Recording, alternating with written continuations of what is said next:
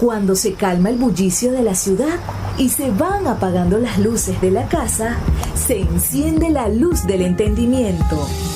Desde este momento comienza Puerto de Libros, Librería Radiofónica, programa que contiene todos sus elementos tipo A. Puede ser escuchado por niños, niñas y adolescentes sin la supervisión de padres, madres o representantes. Comienza Puerto de Libros, Librería Radiofónica. Bienvenidos a Puerto de Libros, Librería Radiofónica, su espacio que hacemos con tantísimo cariño todas las noches a través de la Red Nacional de Emisoras Radio Fe y Alegría. 23 emisoras conectadas para llegar a sus hogares con buenos libros y por buenos libros, porque los buenos libros nos hacen, por supuesto, acercarnos a este programa y a todo lo que tenga que ver con la literatura. La noche de hoy estamos grabando este programa en El Laguito, en el Círculo Militar de Caracas, en el marco de la Feria Internacional del Libro de Venezuela, y tengo a mi lado a un hombre que tiene más alumnos que años, que tiene ese corazón palpitante de la educación, que es un gran profesor de la ciudad de Caracas y que además es un investigador. Sí. Un hombre que ha dedicado su vida a construir procesos metodológicos para enseñarle a hombres y mujeres a poder ser mejores profesionales, no importa el área de conocimiento en el que se desarrolle. Correcto. Rubén Flores, quien está a mi lado, bueno, es autor de un libro de Sultana del Lago que es La investigación, acción, participación, un modelo además bastante dinámico. Correcto. Del cual vamos a hablar, pero más adelante. Yo quiero comenzar primero, Rubén, con que le dejo un saludo a nuestra audiencia en Puerto de Libros, Librería Radiofónica, y después, bueno, vamos a intentar descubrir a qué edad te dejaste el bigote. Muy buenas tardes, contento, ¿verdad? Aquí en este espacio del Laguito, en el Círculo Militar, en esta número 19 de la FICBEN de Venezuela, donde tengo el honor de formar parte de esa gran familia como lo es la editorial Sultana del Lago, gracias al poeta Luis Cervantes que nos brindó esa oportunidad, y hoy mi libro está presente en la FICBEN, el libro IAP, Intensificación para la Transformación Social, libro que en su ámbito pedagógico, social, científico, abre el abanico para orientar, para coadyuvar en ese proceso de investigación social que retoma pues esos niveles de participación y de desarrollo dentro del proceso de la investigación. Es cambiar esos viejos paradigmas y presentarlo en un nuevo paradigma que es esa conciencia crítica, esa conciencia pedagógica que orienta hacia la pedagogía participativa y la pedagogía comprometida. Bueno, primero vamos a desnudar un poco al académico, ¿no? Naciste el 8 de enero del año 1960, lejano 1960. Estaban los Beatles cruzando Abbey Road, ¿no? Exacto, estaba creciendo la Beatlemanía. Teníamos un mundo que se iba a dedicar a la guerra, ¿no? Venía la guerra de Vietnam, estaba por comenzar unos años después. Exacto. Estaba la guerra de Corea por ahí funcionando, comenzaba la Guerra Fría a funcionar, y en Venezuela, bueno, despuntaba la democracia. Apenas había un par de años de democracia, un par de años de encuentro con un proceso político de pacificación, además, porque en los años 60 comenzó la pacificación que involucró los asesinatos de un montón de gente, ¿no? Sí. Y acabar con las guerrillas. Carlos Andrés Pérez al frente, por cierto. Sí. Pero ¿en qué hogar nace Rubén Flores? Es decir, tu papá, tu mamá, ¿dónde te traen al mundo? ¿Eres caraqueño de pura cepa o de dónde has venido a parar en esta tierra que has enseñado a tantos hombres y mujeres a ser profesionales? Rubén Flores nace en La Victoria, estado Aragua. Eres aragüeño. Soy aragüeño, en el pueblo de la juventud, en un hospital llamado Padre Lazo. Ahí llegué yo al mundo hace 63 años. Llegué al mundo, ¿verdad? Vengo de un hogar humilde, como todos. Mi papá muere temprano, me quedo yo con mi mamá, mis hermanos, y ahí empezamos a desarrollar. Pues, ¿A qué edad se muere tu padre? Oye, mi papá murió a los 70 y... O sea que tu papá te tuvo siendo un hombre mayor. Siendo un hombre mayor. Ese parámetro a veces del hombre mayor que se casa con la mujer joven, ¿no? Hay una carta de Oliari donde le sugiere a Bolívar eso, ¿no? Dice, el hombre tiene que cumplir más de 60 años para casarse, y casarse con una muchacha de 19 o 20 años sí, para... Sí. Aunque mi mamá, bueno, también tenía una edad de 30 años. Tampoco era una niña, ¿no? Tampoco era una niña, ¿ves? Mi mamá también venía de una casa muy humilde, ¿verdad?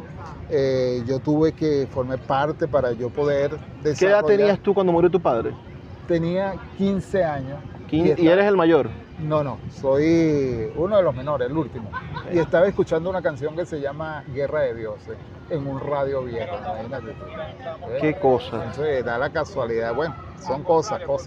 De hecho tengo ese tema en mi teléfono, cada vez que me suena un mensaje, suena esa canción. Y tiene que ver con tu padre, ¿no? Es un cable directo. Cuando yo estaba escuchando esa canción, estaba yo solo en casa, mi papá lo llevaron al hospital donde yo nací, Padre Lazo, y en un pueblo llamado El Consejo, del estado de Aragua. Se acerca una señora, amiga de la familia, y yo estaba en la acera de mi casa, afuera, escuchando el radio viejo, escuchando esa canción. Se me acercó la señora, ¿con quién estás tú? Yo, no, solo, porque bueno, su papá se murió, así. Vaya, sin anestesia. Así.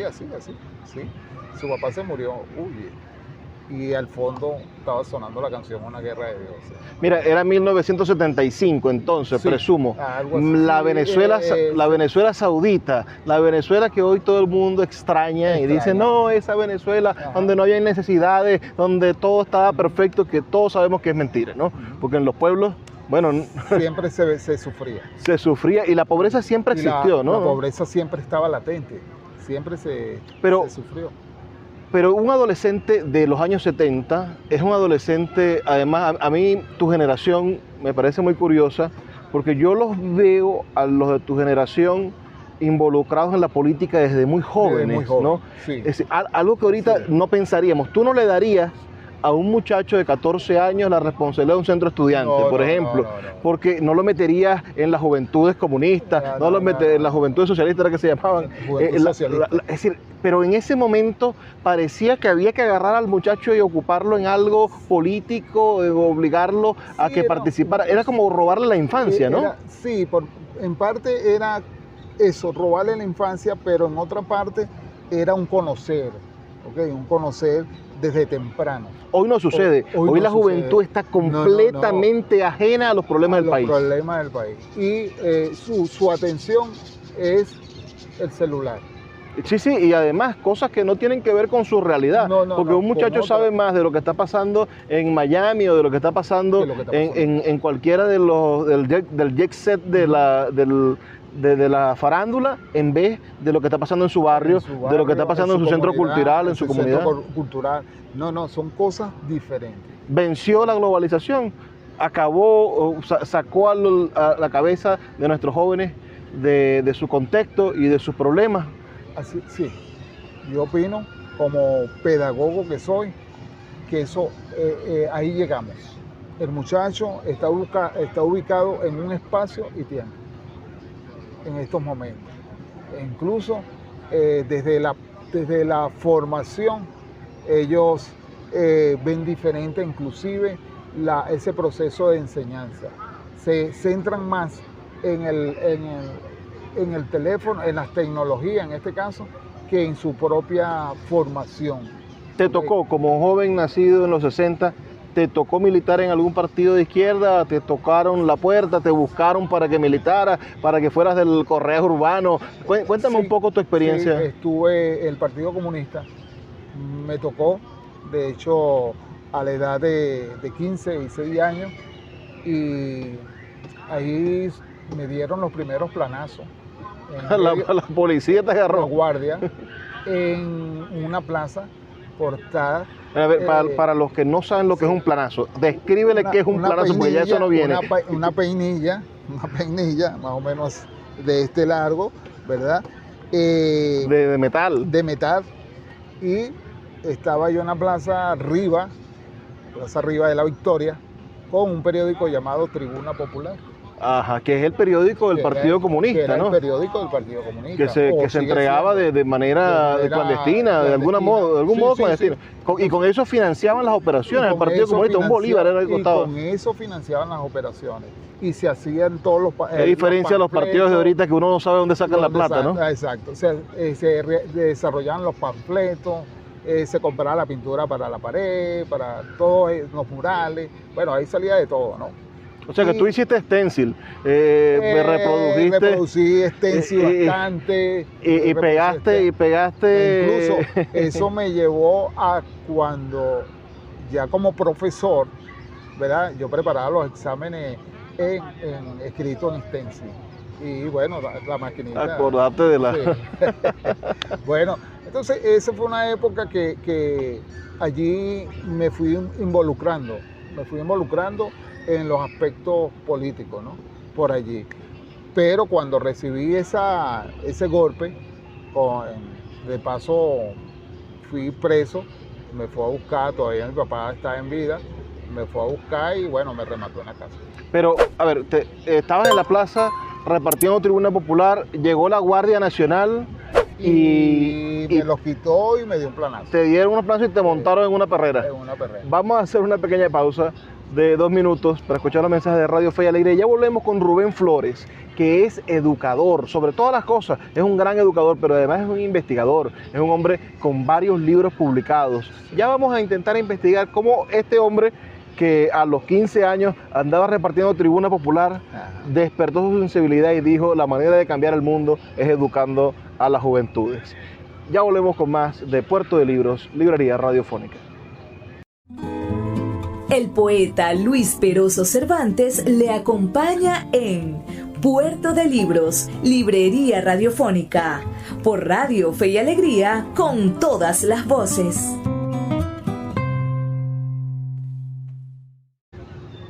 Seguimos en Puerto de Libros, Librería Radiofónica. Los que nos ven desde YouTube podrán ver este hermoso paisaje en el que nos encontramos, las letras de Filben de fondo, Rael Ángel Timaure como camarógrafo y por supuesto este lago artificial que está lleno de vida, porque sí, hay unos peces tiburones, hay unas tortugas gigantescas, hay unos patos agresivos. Un pequeño ecosistema. Además, este es un sitio que a mí me parece curioso porque quien está parado aquí mirando la belleza no ve los cerros que están ahí. Si esto está diseñado para que el que camine por aquí se olvide que está rodeado de pobreza. De pobreza, sí. De hecho, los edificios ocultan. Los edificios del valle. Del valle. Que son además chiquiticos y donde la gente, ahí no vive clase media, ahí vive una gente de clase media baja. Sí, sí. Y los edificios, como ves, su infraestructura cubre la montaña. La montaña que está llena de casitas, montadas una encima de otra. Una historia que data de los años 50, de los años 60, creció en los años 70, en los 80 estaba Caracas está montada una sobre otra como un rompecabezas de miseria, hay que decirlo, es decir, y las oportunidades que tienen los que viven en el este no son las mismas de los que viven en el oeste. Y la desigualdad existe en esta ciudad y sigue existiendo hoy en día. Sigue existiendo. ¿Tú creciste en qué sector de Caracas? Es decir, o hasta qué momento estuviste en Aragua, ¿cómo te viniste a vivir a Caracas? Bueno, realmente yo no vivo en Caracas.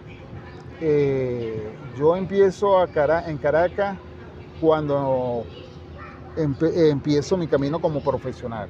Ya graduado. Entonces no nos vamos a adelantar. Entonces vamos a pasar a la juventud. Los planazos, papá te regaña, deja de estar inventando cabeza caliente. Y seguí hacia adelante, me gradué de bachiller, de ahí salí al pedagógico El pedagógico en Aragua. En Aragua. El pedagógico sí. Libertador. En el pedagógico, no era Libertador todavía. Ok. Era el pedagógico Federico Pérez, algo así, se me escapa. Después fue que me vine. Lo unificaron. Lo unificaron y pasó a ser pedagógico Libertadores. ¿Ok? Ahí culminé yo mi carrera como profesor de biología. Eres profesor de biología. De ¿Por qué biología, elegir sí. biología? Porque la ciencia siempre fue mi inquietud,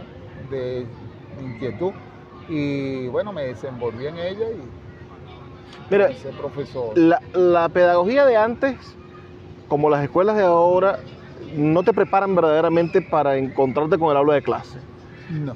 Es decir, una cosa es lo que el estudiante de educación o el del pedagógico aprende en las 4 o 5 materias pedagógicas, en la práctica profesional y tal, y lo otro es enfrentarte a 45 muchachos sin desayuno, Sí, otra realidad. a que no hay ventilador, a que no hay tiza, sí. a que ellos están ahí porque quieren, porque nadie los obliga, porque la puerta está abierta, y a que el profesor, bueno, también tiene un compromiso. Es Sí. decir, ¿cómo fue ese choque de salir de estudiar a encontrarte con tu primer trabajo? ¿En qué liceo empezaste a dar clases? Mira. ¿Qué estudiantes te marcaron? Mira, yo empecé a dar clase en Los Teques.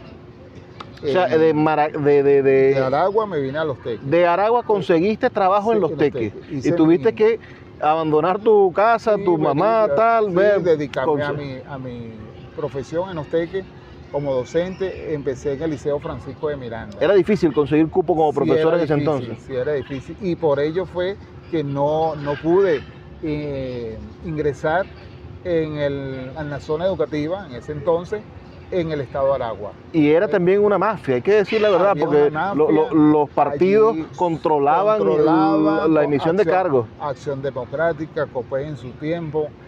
Tú tenías que tener la partida de nacimiento que te pedían, era el carnet de Acción Democrática, porque a mí me sucedió. O tener un Sí. padrino, un Pero tío, como ya me conocían, éramos un grupo de profesores que estamos identificados como cabeza caliente, como tú lo dijiste. Entonces nos tenían, tú sabes, nos tenían así.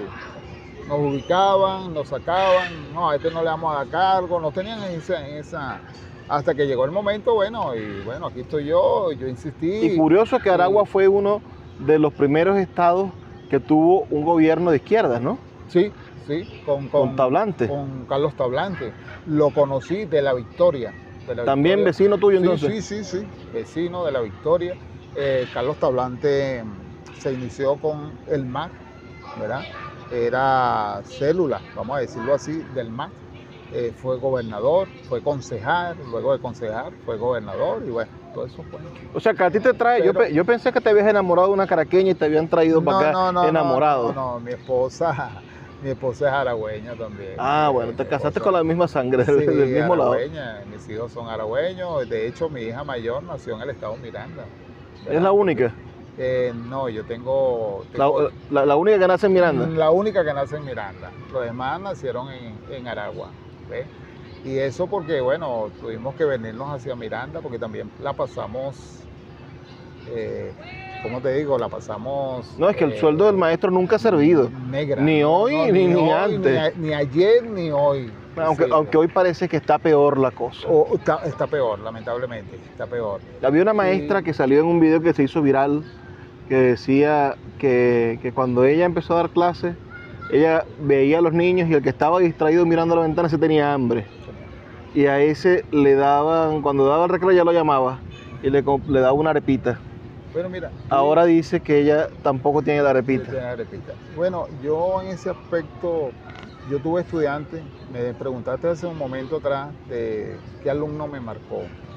Yo trabajé en un pueblito llamado Cúpira, Ujú. aquí en el estado Miranda, el último pueblo del estado Miranda. Que cuando me dieron al cargo me enviaron allí como para Como para que no lo aceptara. que no lo aceptara. Ya, así es la cosa, bueno, fue un reto para mí. Llegar a ese pueblito. Y un pueblito que me encontré estudiando. ¿Cuánta gente tendría Cúpira en ese momento? Uy, yo creo que Cúpira en ese momento tendría, la población era muy pequeña. 10.000, 12.000 Más personas. o menos como 12.000 personas, más o menos. Y bueno, llegué a trabajar en un liceo llamado 8 de diciembre, ¿verdad? Y allí me encontré muchas cosas, muchos estudiantes.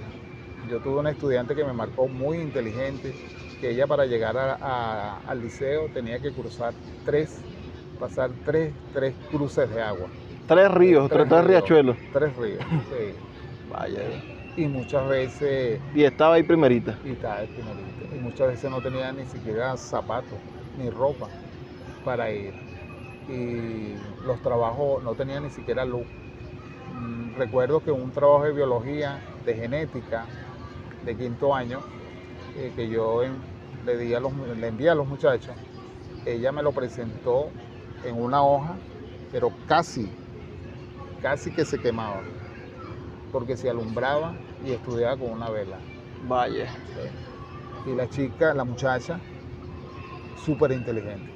Mira, una cosa que ha cambiado y que es lamentable, en los años 80, cuando estaba estudiando clase, y en los años 90, todavía se pensaba en este país que con la educación uno iba a superar la pobreza. Hoy da dolor ver a un chamo de 15 años decir, yo no quiero estudiar. Sí. Pues si voy a estudiar no voy a ganar, y voy a malvivir, y voy a sufrir. Sí, son tantas cosas que se agruparon en cuanto al nivel de la formación, ¿ok? Una formación que, mira, se ha debilitado demasiado, ¿no? Y incluso, lamentablemente, me duele decirlo, colegas que en verdad no se preocupan por dar una educación de calidad, ¿okay? En su espacio, ¿okay? Transmitir la pedagogía desde el sentido crítico, de ese sentido de enseñar. Y todos esos factores, lamentablemente, han generado en que el estudiante, se decepcione. ¿Okay? O sea, vamos a recapitular un poco. Entonces, un aragüeño que se vuelve tequeño, termina viviendo en Los Teques. Sí, termino viviendo en Los Teques, ¿verdad? Y bueno, allí hice toda mi vida profesional. Mira, ¿en qué momento comienzas, te dices, bueno, ya soy profesor, tengo que seguir estudiando, tengo que seguir escalando, tengo que hacer mis posgrados, tengo que dar lo mejor de mí? Que ya hayas tenido tus hijos, eso cuesta arriba también, ¿no? Los niños y tener que seguir estudiando. Háblanos un poco de eso. Sí, tenía mi hija mayor, que es docente también. Buena vaina que le echaste. No, yo no... ¿No influiste? Yo fui su orientador, pero... bueno, y me fue duro, pero bueno, me gustaba la educación como pedagogo y quise ir más allá a través de mi preparación, mis especialidades, mi posgrado, a nivel de posgrado. Pero siempre tuve también otra etapa que yo observaba mucha discriminación a nivel pedagógico, ¿no? Y me fui por el camino sindical. Ah, bueno, pero ese cuento me gusta, Me fui por el camino sindical. Vamos a hacer otra pausa. Estamos escuchando a Rubén Flores. Este caballero que está aquí es autor, de media docena de libros. Es un hombre que ha dedicado su vida a la educación. Hoy es profesor universitario. Ya a sus altos años, porque tiene el bigote blanco. Estamos en la era plateada. No nos ha dicho en qué momento se dejó el bigote, nos lo va a decir a la vuelta en este programa donde estamos entrevistando a este prohombre de la educación venezolana, a este académico, autor que ha contribuido al pensamiento educativo de nuestro país. Ya volvemos con más de Puerto de Libros, Librería Radiofónica. Escuchas Puerto de Libros con el poeta Luis Peroso Cervantes. Síguenos en Twitter e Instagram como @Librería Radio. Seguimos en Puerto de Libros, Librería Radiofónica, a través de Radio Fe y Alegría, el corazón de la educación, este corazón que late en casi todos los rincones del país y que nos permite todas las noches hablar un poquito de libros, hablar un poquito de intelectualidad, Rubén es Rubén Flores, quien hoy está conmigo, es educador, es profesor de biología, es también, bueno, profesor universitario, especialista en una metodología de la investigación que es la acción-participación. Investigación, acción, participación. Eso no es, bueno, la investigación que usted tiene acostumbrado, del científico loco con la bata y no pasó nada después de que hiciste la tesis, no pasó nada después de que hiciste... Aquí el objetivo es que pase algo. Sí. Y después de que pase algo, tú vas a describir los resultados. Si no pasa nada, no está bien, está rapado. Eso es correcto, eso es correcto. Entonces... Rubén nos está hablando que cuando él comenzó en el mundo de la educación se dio cuenta de que había un proceso discriminatorio, sí. Pero habría la discriminación por clase social, la discriminación por color. ¿Dónde arraigaba la discriminación dentro del sistema educativo venezolano que tú decidiste combatir? Por color. ¿Hay pocos profesores negritos entonces? Por color, sí, había un nivel de racismo y de abuso también para aquellos que tenían aquellos cargos, ¿verdad? Sobre todo en las zonas educativas, ¿verdad? O sea que todo el tren directivo, todos los directores de las zonas educativas, todos los jefes de municipios, resulta que casualmente eran blanquitos. Bueno, habían de piel morena también, pero había otra concepción, ¿ok? Esa concepción de que soy yo, y yo soy quien decido, yo soy quien hago, ¿ok? Esa concepción que atropella al docente e incluso hasta abuso para con el docente, donde una era aquí para buscar cargo, muchos aplicaron lo que se llamó operación porción. Ah, bueno, imagínate. Y hubo también quien negociaba con los títulos de bachiller en esa época, porque en esa época los títulos no tenían un código. ¿Militabas en un partido político? Sí. ¿En cuál? El Partido Comunista. Siempre en el Partido Comunista. Sí. Es el partido más idealista de todos. Sí. Yo tengo un comunista muy querido. Por cierto, lo entrevistamos aquí en Puerto de Libros. Ustedes pueden ver la entrevista en YouTube y en nuestra página web, librariaradio.org, que es el profesor José Huerta Castillo. El profesor José Huerta Castillo es comunista, ingeniero agrónomo, un hombre, bueno, y él me dice, bueno, el Partido Comunista lo que quiere no es llegar al poder, el partido lo que quiere es cambiar la forma en la que funciona el poder. Es totalmente idealista. Sí, ese tipo de ideología, que era lo que se buscaba en el camino, pero lamentablemente se llegó a los dirigentes, luchamos bastante. Bueno, hoy el Partido Comunista está dividido entre los de la pragmática política y entre los del ideal político. Los ideales políticos. Y secuestran al Partido Comunista en nombre de una pragmática política. Tanto que el señor que nombró el Tribunal Supremo de Justicia como presidente del partido, sin haber elecciones dentro del Partido Comunista, el hombre dice que él tuvo que hacer eso porque lo más importante es ser antiimperialista. Pero ese es uno de los principios del comunismo, no el único. No es el único, y quizá no el más importante. Es uno de los principios que no se ha respetado. Claro. Principio que, quedó allí, quedó en palabras. Pero en el ejercer, en la acción, es todo diferente. Bueno, entonces comenzaste a ser líder sindical. Sí, empecé como vocero de un gremio. De hecho, cuando yo me inicio como vocero, estaba el maestro ya fallecido Aristóbulo Isturi. Era presidente de un sindicato acá en Caracas llamado SUMA. ¿Más moreno que vos? Sí, más moreno que yo. De SUMA. Y siempre... ¿Qué le pasó a Aristóbulo? ¿Por qué? Antes de morir, por supuesto, fue vicepresidente de este gobierno de Maduro, pero no, verdaderamente yo creo que se olvidó de la lucha por el salario y la dignidad de los maestros. Sí, entró en otra faceta, aunque fue un maestro bastante... en un momento de su lucha gremial fue ejemplar. Fue un ejemplar. Pero cuando llegó al poder, ¿será que el poder le echa a perder a los maestros? Un maestro que viene de la escuela normal, de la normalista. ¿Okay? ¿Lo que hiciste, Aristóbulo, lo apreciabas? Sí, tuvimos varios contactos cuando él era dirigente gremial, ¿verdad? Hicimos una amistad fabulosa, compartíamos ideas incluso. Íbamos mucho a los encuentros, ¿ok? Por la lucha salarial del docente, ¿verdad? En esas oportunidades, te estoy hablando de los años ya... Finales de los 80. Finales de los 80, principios de los 90, sí. Los 90 fue un momento donde los gremios tuvieron muchísima importancia. Sí, sí, los gremios de enfermeras sí. lograron parar hospitales, los gremios de maestros. Que eran los dos gremios más fuertes. Hasta los gremios de policía hicieron huelga. En una ocasión, sí. Incluso recuerdo una de las huelgas que hicieron los educadores, ¿verdad? En el gobierno de Caldera, del primer gobierno de Caldera. ¿El segundo? De Luis Herrera, perdón. De Luis Herrera, que duró... Los 80. Duró 60 días. La huelga. La huelga. Fue la huelga más larga que se dio.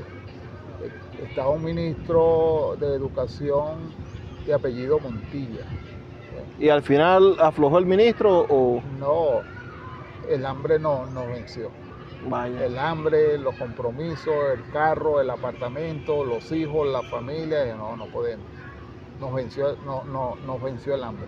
Bueno, y hoy ¿cómo harían los docentes? El año pasado esas marchas de docentes volvieron a reactivar la cosa política venezolana que estaba como dormida, ¿no? Sí, sí. Ver a esos maestros pedirle al gobierno que les aumentara el sueldo, que viera que es injusto el trato que le da a los profesionales de la educación y de la salud, a todo el país lo conmovió, sí, más allá de la causa política. Más allá de la causa política, sí, a todo el país se conmovió con eso, porque era su docente, era su maestro, era el que le brindaba la atención a sus hijos, era el que enseñaba a sus hijos, entonces se encontraba con esa situación, ¿verdad? Todavía nos encontramos. Claro, hubo un momento, pero un momento algo que se lo ha comido la inflación. Sí, que se lo ha comido la inflación. De hecho, el contrato, la convención colectiva, que aún sigue en discusión, todavía no se ha definido. ¿Ves? Entonces, que estamos en la espera de ello. Yo como profesor jubilado, pues soy profesor jubilado del Ministerio de Educación, mira, a veces pega, porque nosotros perdemos algo que se llama el bono alimentario, llamado cestatique. Nosotros los jubilados, eso es... Y te quieren matar con el bono de guerra. Y entonces viene el bono de guerra que, entonces lo que realmente pedimos es el contrato, que se firme el contrato. Dignidad. Dignidad. Sí, las cuentas claras. Que era lo que era la lucha de los 90 para los docentes, la dignidad. De hecho, eso más que un eslogan, que fue un eslogan, ¿verdad? Era una realidad que nosotros exigíamos en esas grandes marchas. Yo pertenecía a una federación llamada FENATE, dirigida por Ronald Gordon, ¿okay? Y bueno, llegué de vocero, llegué a ser, por elección, llegué a ser secretario de Trabajo y Reclamo. ¿A nivel nacional? A nivel nacional. De hecho, estuve en el Ministerio de Educación y estuve en varias ocasiones en el Zulia, con un grupo de compañeros de allá del Zulia, dirigentes del Zulia, de FENATEC, ¿verdad? Y bueno, fue una experiencia, una lucha. Cuando llegó Chávez al poder en el 98, tú siendo comunista, ¿cómo viste al hombre? Bueno, me conmovió, me tocó sus ideales, su visión de país, ¿verdad? Ese proyecto de país que presentó, que era un proyecto que se veía, ¿cómo te digo?, que iba a fortalecer. Yo creo que él tuvo la oportunidad de cambiar la historia de este país. Tuvo la oportunidad de cambiar en todos los aspectos sociales, pero lamentablemente... Y hata tuvo la plata para hacerlo. Y tuvo la plata para hacerlo porque, bueno... Tuvo suerte. El barril del petróleo estaba $100 por allí. Bueno, tuvo suerte, como tú dices, pero hubieron muchas cosas que no se cumplieron. Y todo se fue... Todo cambió. Sí, mira, pusimos las esperanzas quizás en que quizás el problema son los militares, pero bueno, o quizás el problema es creer que un solo individuo es el responsable y no que todos tenemos que ser parte responsable de los cambios. Donde yo, para mí, desde mi visión, ¿verdad? Creo que allí es donde está hubo el error, ¿ok? Ese error de que todo lo tenía en los hombros Chávez, y no era así. Y cuando tienes a un líder de esa naturaleza que tú crees que es perfecto, bueno, entonces como no puedes cometer errores en tu mente, no puedes corregir los errores que cometes. Puedes corregir los errores, sí. Y surgieron muchos errores. Mira, yo conozco amigos que estuvieron, compañeros, profesores que estuvieron al lado del presidente Chávez y mira, hubo un momento que ellos dijeron, no, esto no va por aquí. Cuando Chávez entra en su situación de salud, mira, ellos empezaron a ver las cosas y no, eso no va por aquí. Tuvieron que separar un poco las cosas.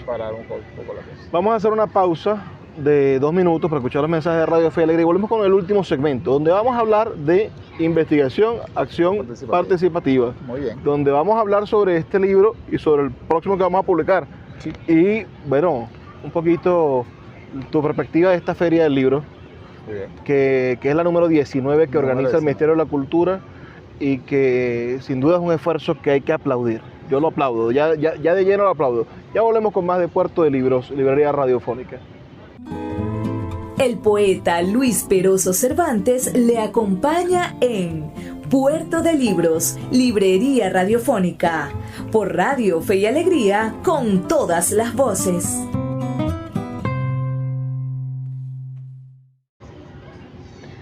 Seguimos en Puerto de Libros, Librería Radiofónica, ya en nuestro último segmento. Esta noche conversando con un tipo que yo admiro, un tipo en el mejor de los sentidos, ¿no? Sí.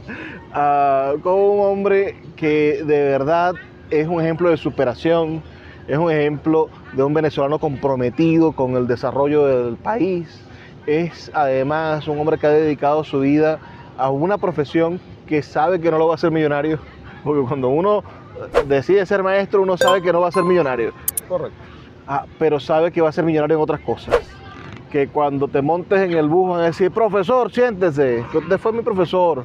O va a poder usted ver a gente desarrollarse y usted va a sentir que puso su granito de arena en el desarrollo de ese individuo que finalmente contribuye al desarrollo del país. ¿Cómo no? Es Rubén Flores, autor de un libro de Sultana del Lago, y próximamente vamos a publicar otro sobre el mismo tema, sobre este proceso de investigación en el que tú has abonado, donde tú eres una autoridad en este país sobre esta metodología de la investigación, sobre esta forma de contribuir con el conocimiento. Háblanos dónde aprendiste o dónde te picó la curiosidad del método de investigación, acción participativa. ¿Y por qué decidiste empezar a escribir libros? Es que no habían autores en Venezuela, no había manera de hacerlo más pedagógico. Háblanos un poco de tu especialidad en esta área donde eres una autoridad. Ok, mira, yo inicio esta línea de investigación, yo desde el año 79, yo vengo siguiendo un autor conocido como Kurt Lewin, ¿okay? Kurt Lewin, psicólogo alemán. Él, en la Segunda Guerra, todo lo que dejó la Segunda Guerra, él empezó a desarrollar la investigación y lo une con el término acción, ¿okay? Del verbo hacer. Y bueno, él empieza a desarrollar su línea de investigación, investigación-acción, en esa sociedad que quedó devastada por la Segunda Guerra. Te estoy hablando de 1943, ¿okay? El año de 1943. Y bueno, él empieza a agrupar teóricos, a hacer su investigación desde la psicología clínica, ¿okay? Entonces él agrupa, invita a la participación, a la integración, ¿okay? Donde él se va a las empresas, a las comunidades llama a otros teóricos, llama a la iglesia, se forma un grupo interdisciplinario dentro de la investigación y empiezan a interactuar, ¿okay? con las personas más golpeadas que dejó la guerra, la Segunda Guerra Mundial. Bueno, y por ahí se va, ¿verdad? Y yo empiezo a seguirlo, también fui seguidor o soy seguidor de Paulo Freire. ¿Okay? Bueno, hombre, la educación liberadora, ¿no? La educación liberadora. Los procesos colectivos de aprendizaje. Exactamente. A mí me encanta esa pedagogía del oprimido, ¿no? Su libro, La pedagogía del oprimido, que es un libro que recoge, se centra en lo que es la investigación, acción participativa. Luego empiezo a escudriñar también a Simón Rodríguez, que da unos enfoques. Nuestro propio cuño, ¿no? Es decir, la pedagogía experimental de Rodríguez. La pedagogía experimental de Rodríguez, ¿verdad? Que la uno a la pedagogía crítica de Paulo Freire, ¿verdad? Y por allí voy desarrollando, voy haciendo práctica. Me encuentro con Fac Borda, psicólogo, sociólogo, político colombiano, que por allá por los años 50 él empieza a indagar, a escudriñar, a buscar respuestas sobre la investigación-acción, ¿ok? Y bueno, se desprende de lo académico, y se va a las comunidades, indígenas, negroides, campesinos, por allí empieza a desarrollar. Esos pasos me motivaron a mí a entrar en ese concepto social, ¿ok? Más que es la pedagogía del aula, ¿ok? Yo me fui a trabajar una pedagogía social, pedagogía académica diferente a la pedagogía social, ¿no? Entonces me fui encontrando con todas esas ideas, con todos esos conceptos empíricos que tú te consigues en las estructuras sociales, y por allí me fui. Recuerdo que en Cumaná, en Oriente, por allí por el año de 1997, ocurrió una matanza de delfines, ¿ok? Y yo formé parte de un grupo de ecologistas, porque también fui ecologista, un grupo de ecologistas y ambientalistas, y bueno, nos fuimos hacia Oriente a ver qué pasaba allí con los delfines. Exactamente, estaban asesinando los delfines en esa época. Bueno, y buscando, fue una vida interesante, y ese interactuar con los pescadores, con las comunidades, durmiendo en aire, cielo abierto, con grupos, bueno, y eso me nutrió más, y bueno, tomé la iniciativa. Bueno, por aquí es el rumbo, tenemos que ir a la participación, tenemos que ir a la integración, tenemos que construir conocimiento desde las bases, desde ese proceso endógeno. ¿Qué tan lejos estamos de una pedagogía que involucre a la comunidad dentro de la acción educativa? Por ejemplo, ahorita hay muchísimas críticas porque el ministerio, la ministra, dijo en la televisora nacional que si los maestros no querían dar clases, la gente de la comunidad iba a ocupar sus puestos. En un abuso quizás de esto, ¿no? Es decir, porque por más que nosotros tengamos conciencia de que la comunidad tiene saberes, de que los ancianos de la comunidad, el carpintero, el herrero, el propio autobusero, tienen algún conocimiento que puede enriquecer la experiencia del niño y sobre todo del adolescente, más que del niño, ¿no? Porque quizás el niño está en un momento en el que necesita bases de conocimiento más sólidas que un adolescente que necesita más experiencia vital, por algún modo. No puede ser suplido un docente por una señora del Consejo Comunal. No, una cosa es la pedagogía del aula y otra cosa es la pedagogía social, ¿ok? Son dos cosas diferentes. El pedagogo social es aquel que tiene conocimiento empírico de experiencias acumuladas en el área de tecnología, en comercio, X, Y, Z, ¿no? O sea, que un muchacho que sabe de celulares y le enseña a un mayor es un pedagogo social de algún modo. Sí, Sí, hace la tarea como un pedagogo social, porque está transmitiendo conocimiento desde su experiencia. ¿Okay? Ahora, el pedagogo académico es el formado para ese proceso de enseñanza-aprendizaje, ¿okay? Porque es una filosofía. ¿Okay? Eso lo digo, lo pongo como ejemplo cuando por allá en el siglo XV, siglo XIV, se hablaba de pedagogía. ¿Okay? El pedagogo era el esclavo que guiaba el hijo del amo a la escuela. ¿Okay? Entonces era un esclavo, pero no batía mezcla, era un esclavo culto. Un esclavo culto que guiaba, era utilizado nada más para guiar al niño a la escuela. ¿Okay? Ese se le llamó en latín pedagogo, el que guía. ¿Okay? Luego para el siglo